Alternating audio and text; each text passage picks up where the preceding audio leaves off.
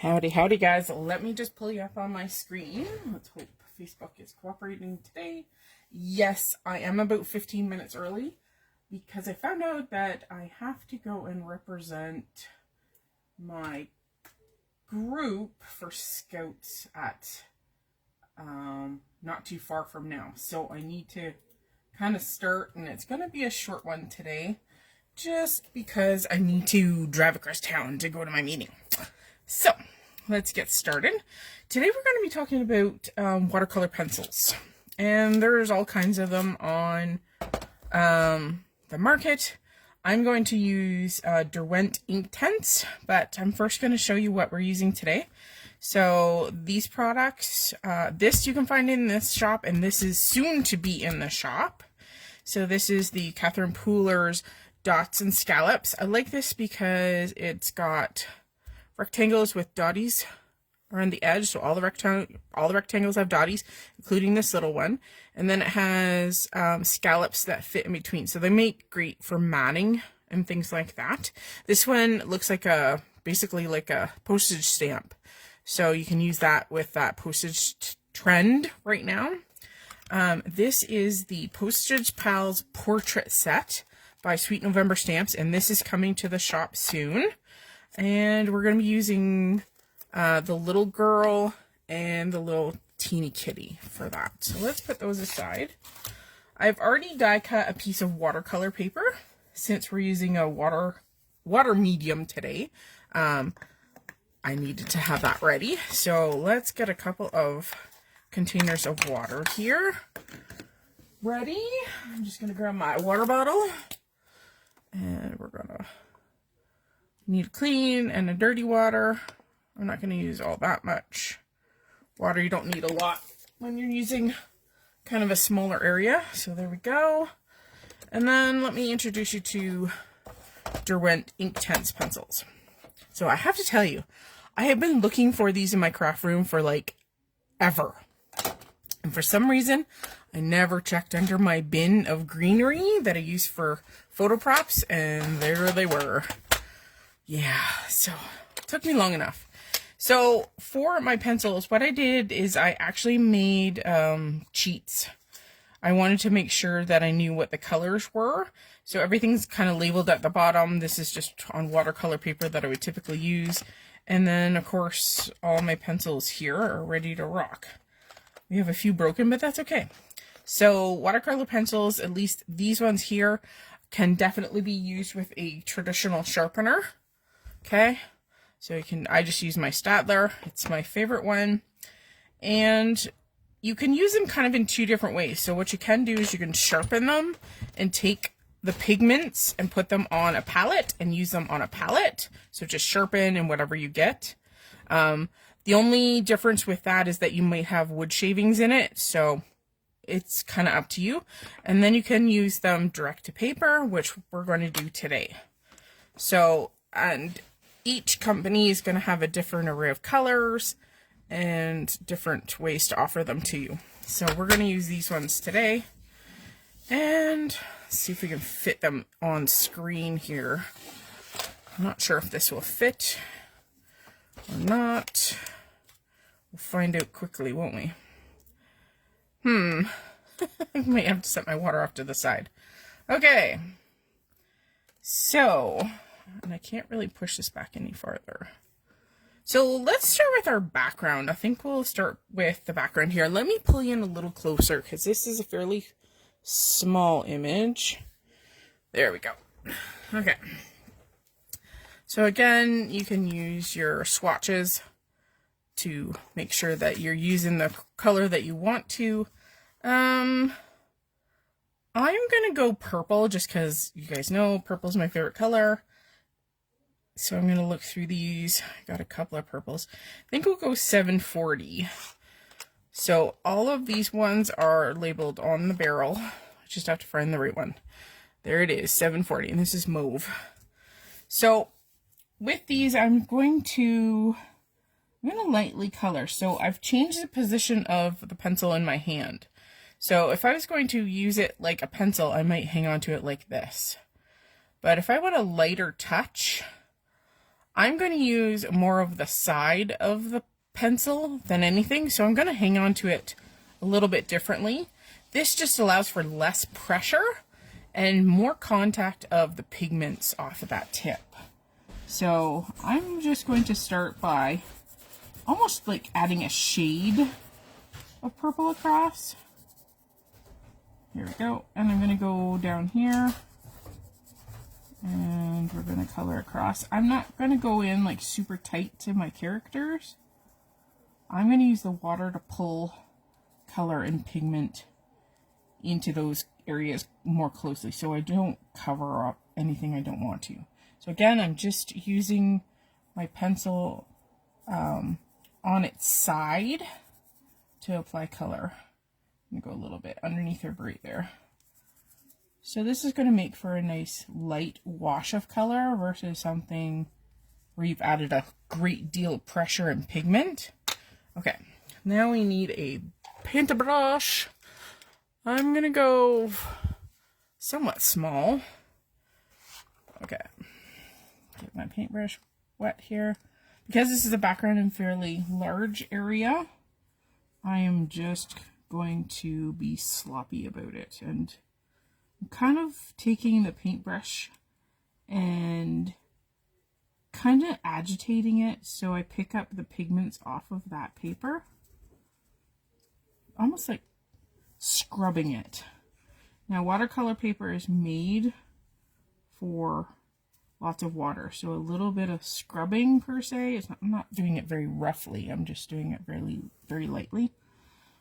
This kind of paper can handle a little bit of rough play. Now I did get some over her ear, but I'm okay with that. I'm going to do the largest area first just because we can, and then we can use a heat tool and dry it a little bit faster if we need to. I got a lot of water in my brush, so I just spread it out across the pigments there. There we go. And just using that water to spread all that color across. Now she's got a little teeny bit, so I'm going to, because I have got color on the tip of my brush still, I'm going to go in and add that into the void there where there should be color. And of course, if you want it darker, you can do another layer. So you can I would advise you to let this dry first and then add another layer. Just going into some of the spots. And because it's watercolor, the more pigment you use, the more saturated your color. So if you want this to be darker, you can obviously put a little bit more pressure down, which means you put a little bit more pigment down, and you can go from there. Now, if you're to this point and your color isn't quite to the richness that you want, then let it dry and you can add another whole layer. Watercolor pigments are transparent, so you just layer and layer and layer until you get the result that you want. And ideally, I'd like this to be a little darker, so let's see if we can dry this first a little bit.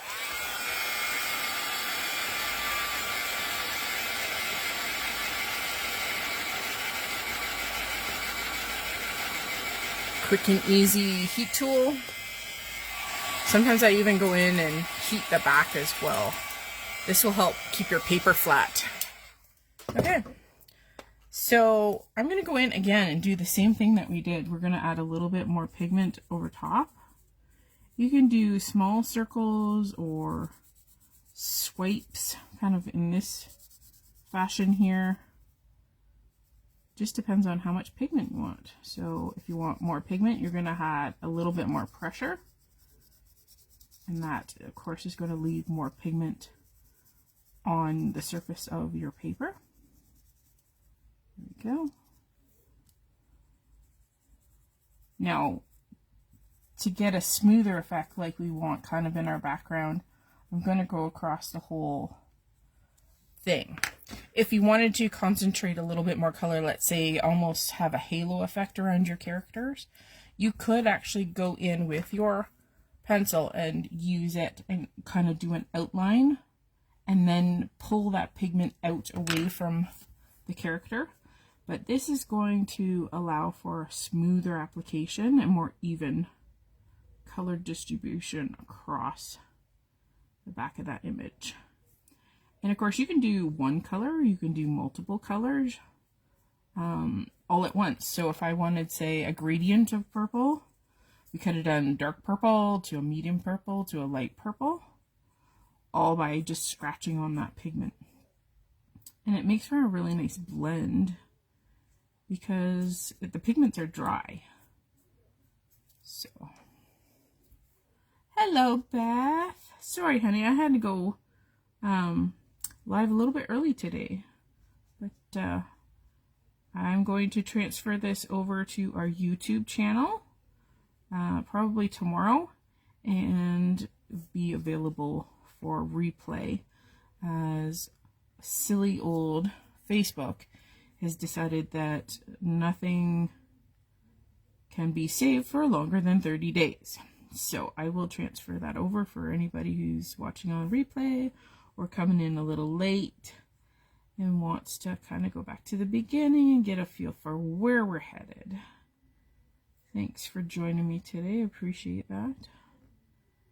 I had a meeting come up last minute and I gotta be there at 7 o'clock. So it's 6 o'clock now, so I gotta be there in an hour. Yeah, Facebook's just so much easier to deal with. All right, so there is our application first. So we started off with a really, really light layer of the purple pencil, and then we decided it wasn't quite rich enough, so we dried it and went in for a second layer. And again, we're using watercolor pencils.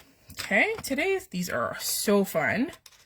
Makes for easy watercoloring because you can stay between the lines. Tuna is good. She was down here for a moment. She's having a little bit of a kind of a down day today. She doesn't seem 100% herself today. She might come for a visit. She's just shown up on the floor here. She hasn't had any pain meds today. Yesterday was her last day for pain meds. I'm just gonna hit this with a heat tool. Hang on. Toonie, you want to say hi? This is just so I don't smear it or put my hand in it. So this is a watercolor paper. Again, much easier to add water because it can handle it. Okay, so there we go. We're gonna do her little putty tat first, and you know what? Let's make her a tuna. So I'm gonna go this kind of charcoaly black here, 2020. I've got it listed at. So I'll find it in my repertoire here. Nope, that's not quite the right one. 24. Thank goodness I wrote down the numbers. 2020. Okay. Nope, that's not even the right one there. Why is that? This one should be 2020. Where is my 2020? This should be... Well, I guess we're doing our 2200, which is fine. Okay. We're going to do a tuna. So she's black. I mean, most people, you look at her and she's black. Technically, she's a black on black tabby. If you get her in the right light, she actually has stripes to her, just like her brothers and sisters. But for the most part, you can't really tell. Okay, so for this one, we're going to go in a little bit more pressure with adding the pigments. So I'm going to try and go a little bit lighter and draw color in around her eyes. Otherwise, her eyeballs on the little kitty are going to disappear. We don't want the cute little detail to disappear. So what we can do is we can draw using our water or pigments up into and around her face. So we'll add dark pigments to begin with, and then we'll use our water to draw in the color towards her face. That way her face will be a little bit lighter. So wherever I'm kind of putting pressure down, I'm adding more pigments too, so obviously you can see where I've done that. A little bit more pressure, a little bit more pigment. Okay, we're gonna bring in our brush here. I might go down to just a little bit tinier brush, just for this, because this kitty has some fine details and fine appendages. Okay, just gonna bring in my cloth. Sometimes if you have too much water on your brush, you can just hit your brush on a paper towel or a cloth, and that will help. Take just enough water just so that it doesn't completely saturate the area. So again, when I touch the pigments with the water, you pick them up kind of in the water, and you can disperse them. So you can kind of see the darker areas that I put down more pressure. I'm kind of pulling that black up into the areas of white where I didn't put any pigments. So you can pull your concentrated color from those thick areas of pigment and pull them out into the thinner areas. That way you don't lose all of the detail of that kitty's face, like his little eyeballs there. There we go, go down into his neck.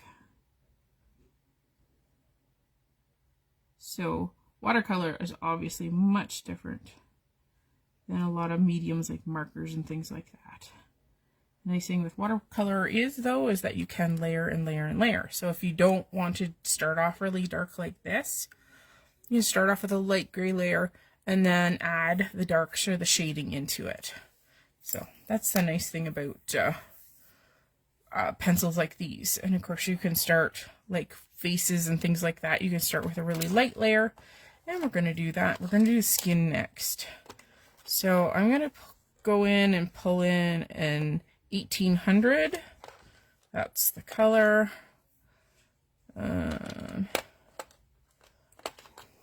Gosh, gotta find it first. 1700. 1800, hooray! So here's our little tuna. Alright, so for anybody that's watching, my cat's name is Tuna. Sorry, didn't mean to make that confusing. No, it's not a tuna fish. It's my tuna, my kitty. And I thought she was going to come and visit us, but oh well. Okay, so we're going to take that 1800. This is Baked Earth. That's the color name. And we're going to come in and we're going to put some dark shades in. So I'm kind of using this and treating this like my shadow color. And I think what we'll do is we will combine some colors here in a moment. So I'm going to go in and go down her arm. We're going to put a little bit kind of for her cheek and the bridge of her nose. We'll put a little touch kind of where her eye would be. So I'm using a lighter touch in this area. So it's much lighter pressure here versus where I want that shaded or shadow. Okay, remember we're going to pull pigments out to make them lighter. And I'm going to add a little touch of pink to her cheek before we go and do anything. So I'm going to see if I can find my, what does it say, 510. Let's see. I'm not sure if this is a bit. Nope, that's 400. 500. 510. So I'm going to take this color and almost like it's a blush, we're going to put a teeny tiny bit kind of in her cheek area. And of course, you're not going to really be able to see it, and we'll see how that reacts. Okay, we're going to go in with my little bit larger brush again. I'm going to tap the end to my towel, and then we're going to just start pulling pigment. And some pigments are going to be much more reactive to water. Depends on the color. Depends on how much pigment you've put down and how much water you've used too. Again, watercolors are transparent, so you can go in and add more pigments over top. Okay, I'm trying to stay away from her cheeks just for the moment. And then at the last minute, we're going to activate that pink. There we go. Again, I'm doing a little bit of scrubbing with the pigments. We're going to go in and refresh my brush, take a little water off. I'm going to go into her ear. And of course, the more you practice with your pencils and the feel of how much water versus how much pigment, you guys all know practice, practice, practice, right? Doesn't make perfect, it just makes you better. Okay. Now you can also use these on a wet medium too. And you can also use them directly off of the pencil. Okay, so I'm going to hold this pencil in my hand. We're going to rinse out this brush. Now, because I'm going direct to pencil, I'm going to get a fair amount of pigment. So just be aware, you can go pencil, direct pencil to paintbrush, and I'm going to do that. Okay, don't forget her little ear there. You go down into her neck. A little bit more pigment to add to her arm. A little touch more pigment to add to her other arm. So you can do it dry and activate it with water on the paper, or you can go right to your pencil, because it's basically it's a palette for the most part. I'm just gonna, if you don't like the amount of pigment that you've put down, just go in with a fairly thirsty brush. So I've taken a lot of the water out. I'm gonna go in and I'm just gonna touch, and what it does is, because this brush is thirsty or it wants to pick up water, it'll pick up that extra pigment with it. Okay, it's just another way to use your fun tools. And these make for great coloring things that you can take and go, because all you need is a water brush or something to put water in and a handy paintbrush. Very easy to stick in your luggage so that you can color on the go. Yes, I like to use watercolor pencils too. And like I said, I couldn't find mine forever. Okay, we need to put a color on Tuna. Tuna's color is like bright pink. So I'm going to go 700 here. I think this might be my broken one. This is my broken one. So 1 second here. I'm just going to sharpen this. Doesn't really matter how sharp these are, because of the way I color with them. This one must have been one that I used a lot and I broke. All right, I'm gonna put a tiny bit of this 700. So this is kind of like a pinky purple, more of a fuchsia, and I'm gonna go pretty hard with my pressure. And then we're going to take my teeny tiny brush. I'm going to get majority of the water off onto my fiber rag here, and I'm just going to pull that bright pink across. And let's put a little tiny bit in her ears too. There we go. Okay. We could probably do her nose too. We'll come back to that. All right. She needs a color for her dress. Beth, if you're still here, what color do you want to do your dress? And then we'll go to her hair and figure out what we're going to do with her hair. Kind of want to go, I want to stay away from browns. What do I want to do with her hair here? Maybe we'll go, maybe we'll see if we can go 1900, and we'll play with 1900, which is kind of a brownish. Now I just have to find it. 1900. Okay, that was a good pick. Yellow? Okay, yellow dress. All right, let's work on the hair. Thank you, Beth. I appreciate that. Yellow is very nice and springy. Okay, so again, I'm going to do pencil to paper. And wherever we add pressure, we add the most pigment, right? So I'm going to go in, basically kind of go over Amy Young, who's the artist for Sweet November stamps. I'm going to go over her artist drawn lines. And then what we're going to do is we're going to pull pigments out. I'm going to add a little bit of shading kind of to that part. So we're going to use the artist drawn lines and then pull the pigment from them, because I'm going to basically line those lines, for lack of a better word. I'm going to go over top of them. It's going to be a little bit darker underneath her kind of bangs there. We'll do a little bit under there, and then she's got this cute little braid. I'm just going to pick some spots kind of in the V of the braid to drop pigments in. Excuse me. I am going to drop a little bit of a line down, kind of to put a little bit of texture, hoping that some of that texture or those lines will kind of stay in. Okay, let's go for, I think the fatter brush will do us okay on this. All right, I'm going to tap just a tinkle, and I'm going to kind of work across her head. And I think we'll just go for a base layer first, and then if we have to add any deeper colors or anything like that, we can. There we go. And again, this is so fun because you just pull. You're just pulling colors.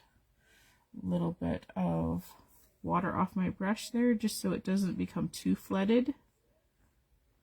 We're just pulling color out of those lines that we've kind of drawn in. And if you've added enough pressure, you can kind of still see those lines. I'm going to go over and touch this teeny tiny little strand. And we're going to do her braid as well. There we go. So you can always go in and add color, and I think I will. So I think what we'll do is we'll go in and we'll take our 1900 brush, and I'm going to do the same. Hi, Teresa. And we're going to touch the point, and our palette then becomes the tip of our pencil. And we're just going to add a little little bit of depth by adding a touch more concentrated pigment, or deepen and darken the color. And of course, the smaller the brush will help. This one works pretty good. We can't forget her bangs. And you can add lines using your paintbrush too. There we go. And of course, you could do rainbow hair, you could do green hair, you could do whatever you wanted. We're going boring old brown. But you know what? Brown is not boring. Okay, so we want a yellow dress. So what I'm going to do is we're going to use two colors. So we're going to use our sienna gold, which is kind of a darker, richer yellow. And then we're going to use a bright yellow. This is sun yellow. I'm going to put a teeny tiny touch of the sienna gold down in her shaded areas. And I think this is just going to help develop a little bit of depth and shadow. Because sometimes when you shade a yellow, you go to the oranges, or you can go in browns. I want this to be fairly bright, so this time I'm going to go in and almost color in the entire thing, with the exception of just the edge there. So she's got a cute little bright spring yellow dress on. Okay, so again, we've used two colors on this one. Because this is a fairly small area, let me show you. Okay, you kind of see the golden underneath her arm, and a little bit kind of in the dress where her armpit is, sort of. Take a little bit of water off there, and then we're going to pull and blend. So I'm going to go into that orangey area and just blend those two colors together. Nice sunny yellow. There we go. Now, I think she needs more rosy cheek. So I think what we'll do is we will go back to our lovely, this is Cherry, this is 0510. And I think her face is dry enough. I think what we'll do is we'll put a tiny bit of water down on her cheekies. So I'm going to go with a little tap on my cloth first. And we're going to kind of like puddle. So this is like a wet on wet technique. I'm going to add a little bit of pigment to my brush from the tip. And we're going to just drop pigment into those dots, so to speak, of water. And what it does is it kind of wicks out into the drop of water and is going to blend. Now, I think our little tuna needs a little bit of a pink nose, even though tuna does not have a pink nose. And we will color in tuna's ears, even without adding water.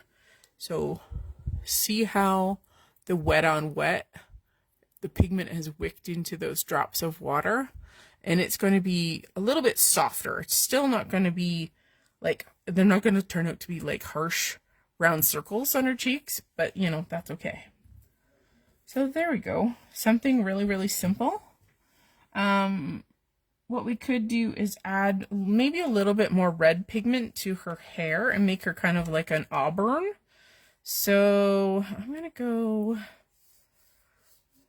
maybe I'll go the 500. See if I can pull 500 here. There's the 500. So we're going to add just a little bit of red to her hair, just to make her a little bit more auburn, just so she's got, so we got a little bit more color on our whole thing. Okay, so I'm going to go right from tip, and I'm going to use my desk as my palette. So we're going to color it onto my desk here, and then this will allow me to water it out. So I'm going to add a little bit of water. So this makes it a little bit more transparent.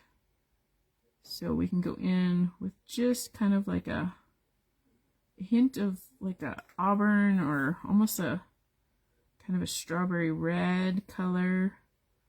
I'm kind of hinting at more of the roots and kind of pulling it out.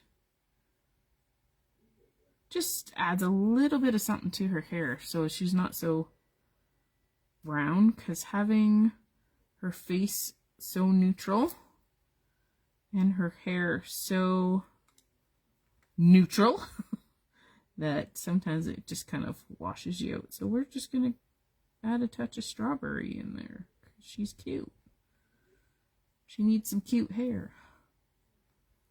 So again, I've used the pencils in a different way here, right? Not directly on the paper and not directly from the pencil. It's kind of like threefold.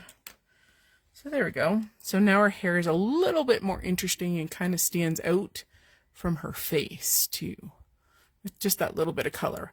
And you can do that with markers. You can even do that with colored pencils too, right? Is just put a sheer layer over top just to change the texture and the color. So there's our little cuties. And of course, what you're going to do is you're going to make a cluster of little stamped images. That's basically what today's stamp set was basically designed for. If you've seen, Waffle Flower has a whole array of postage stamp dies for different sizes of cards, anywhere from mini slimline to A2 to A6 to I think A7 as well. Like there's some large ones, and these were designed to go into those kind of stamps, but you can make them anything you want. But that's what Amy was thinking when she drew these up, and you're gonna love these. These are adorable. And So now what you can do is you can add a little bit more pizzazz to the purple. So you could go in and even with your pencil crayons, regular colored pencils, go in and add like little daisies or just decorate the background just to make it that extra little bit special. But I'm going to leave it there as I should be on the go fairly soon here. But then you take this small little piece of art and you make it part of your card. And all it was a couple of pencils and some brushes and some water and you're done. So there we go. That's all we're doing today. But it can be very easily changed into a card and even just a mini card.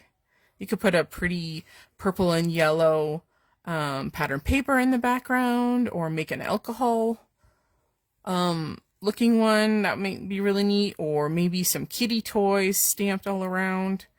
Really easy to finish off. But isn't she cute?